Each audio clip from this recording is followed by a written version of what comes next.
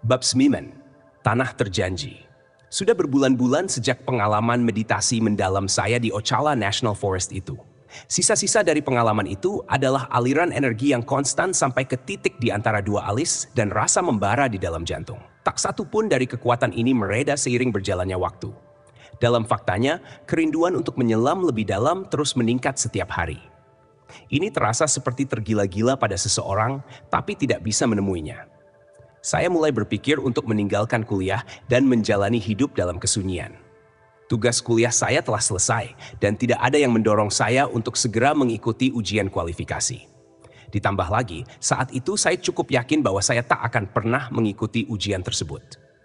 Saya bertekad untuk mendapat sebuah tempat yang jauh dari segala hal dan semua orang agar saya bisa berfokus pada praktik spiritual. Saya tidak bisa terus tinggal di dekat kedukan kapur itu selamanya. Tapi saya belum siap untuk mulai mencari tempat terpencil lainnya. Saya memutuskan untuk terus membuka mata demi melihat apakah sesuatu akan muncul dengan sendirinya. Dan sesuatu pun terjadi. Suatu hari saya sedang mengisi bahan bakar untuk van saya, ketika tiba-tiba pekerja pom bensin bertanya di mana saya tinggal. Saya berkata padanya bahwa saya sudah tinggal di van saya cukup lama, tetapi berharap menemukan sebidang tanah di pedesaan. Dia berkata pernah melihat sebuah tempat indah di barat laut Gainesville yang memiliki kafling-kafling seluas 2 hektar untuk dijual. Darinya saya mendapat arah menuju ke sana dan kemudian melanjutkan perjalanan. Beberapa hari kemudian, saya pergi ke tempat itu dan menemukan April Gift Estates. Letaknya di kawasan hutan sekitar 16 km sebelah utara kota, terdiri dari 21 kafling dan sepasang jalan tanah. Sangat sedikit kafling yang sudah terjual, dan saya tidak melihat satu orang pun selama perjalanan itu. Tempatnya begitu damai dan alami, sehingga saya berkeliling hampir seperti dalam kondisi trans. Tempat itu sempurna bagi saya. Saya segera menemukan sepasang kafling yang bersebelahan, sebagian hutan dan sebagian lainnya lahan terbuka. Inilah yang saya inginkan.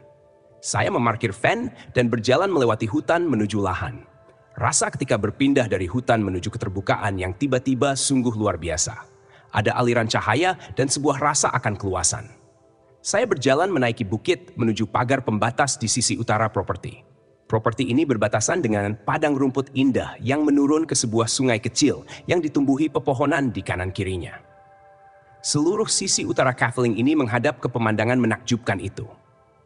Ini mengingatkan saya pada bagaimana Homer menggambarkan Taman Elysium. Saya berjalan kembali ke dalam hutan dan menemukan satu spot di bawah sebuah pohon di mana saya bisa melihat lahan membentang di depan saya dan padang rumput yang indah di sebelah kanan. Hutannya sendiri sunyi dan terasa melindungi. Saya merasa seperti berada di dalam sebuah rahim. Ketika duduk, saya tertarik ke dalam meditasi yang mendalam. Ketika terjaga, saya tahu saya berada di rumah. Saya belum pernah membeli sebidang tanah sebelumnya, tapi saya punya sejumlah uang. Ketika saya lulus kuliah sarjana, ayah saya memberikan sisa uang kuliah saya yang tersisa kepada saya. Dia ingin saya bertanggung jawab penuh atas kuliah pasca sarjana saya. Karena saya mendapat beasiswa penuh untuk 2 jenjang pendidikan selanjutnya, saya tetap menyimpan hampir seluruh uang sejumlah $15.000 dari ayah. Sekarang tiba waktunya untuk menggunakannya. Saya memutuskan untuk mencoba membeli 2 kafling tanah tersebut. Itu akan memberi saya banyak ruang untuk menyepi. Sebelum menghubungi pemiliknya, saya menetapkan harga maksimal yang akan saya bayarkan untuk 2 kafling tanah itu. Harga maksimal itu lebih kecil dari harga yang diminta. Tapi saya berkata pada diri sendiri bahwa jika si penjual tak mau menurunkan harga sesuai harga yang saya inginkan, pembelian itu tak akan terjadi.